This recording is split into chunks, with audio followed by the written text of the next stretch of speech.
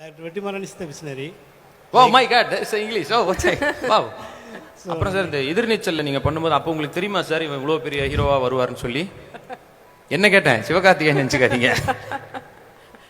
யோசிச்சீங்களா இல்லையா சொல்லுங்க சார். இன்னைக்கு தெரியலையா? தெரியல. சைமா 2021ல இருக்கோம். ரெட் கார்பெட்ல இப்போ என் கூட ஒருத்தவங்க இருக்காங்க.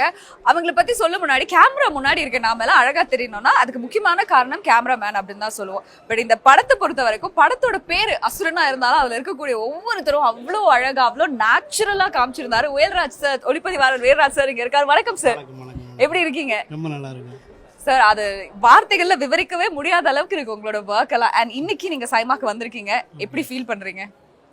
சைமாவோட ஃபஸ்ட்டு நடத்துகிறப்போ எனக்கு தான் ஃபஸ்ட்டு அவார்டு நான் தான் வாங்கினேன். ஓ வாவ், கங்க்ராட்ஸ். சினிமாட்டோகிராஃபர் தான் ஃபஸ்ட் அவார்டு. அது தமிழில் தான் ஃபஸ்ட்டு ஆடுகளம் கொடுத்தாங்க. அதுக்கடுத்து நான் வாங்குகிற சினிமாட்டோகிராஃபிக்கு வாங்குகிற செகண்ட் அவார்டு. ரொம்ப ஹாப்பியாக இருக்குது.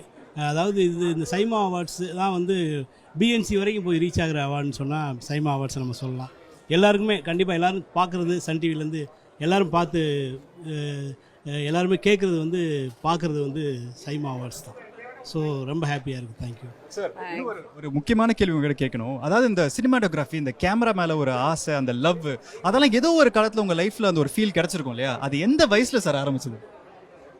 எனக்கு தெரிஞ்சு அது +2ன்னு நினைக்கிறேன்.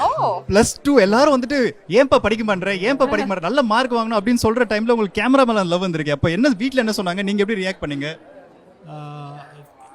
அது சினிமா தான் ஃபஸ்ட்டு. நம்ம சினிமோட்டோகிராஃபின்றத விட சினிமா தான் நமக்கு தெரியும். அப்போ அதுக்கடுத்து ஸ்டில் ஃபோட்டோகிராஃபி கற்றுக்கிட்டு அது வந்து அப்படியே நம்ம சினிமாக்குள்ளே வந்தோம்.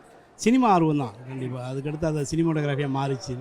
சூப்பர். ஓகே சார், நிறைய குழந்தைங்க வந்து இப்போ பார்த்தீங்கன்னா வீட்டில் இருந்தபடியே வீடியோஸ்லாம் எடுக்கிறாங்க. அவங்களோட டேலண்ட் எல்லாம் அவங்களே வந்து இன்னும் நிறையா இம்ப்ரூவ் பண்ணிக்கிறாங்க. அந்த மாதிரி வீட்டில் இருக்கக்கூடிய குழந்தைக்கு, வீட்டில் இருக்கக்கூடிய லிட்டில் மாஸ்டர்ஸ்க்கு நீங்கள் என்ன சொல்லுவீங்க சார்? அவங்க டேலண்ட் எப்படி வளர்த்துக்கலாம் நீங்கள் சொல்லுவீங்க? அதான் ஹார்ட் ஒர்க். அதுக்கடுத்து என்னென்னா லவ் பண்ணி எந்த ஒரு விஷயத்தையும் பண்ணாலுமே கண்டிப்பாக அது சாதிக்க முடியும்ன்றது என்னோட கருத்து. Super, correct, well set sir. And இன்னைக்கு இங்கே வந்திருக்கீங்க. Have a great evening. Thank you so much sir.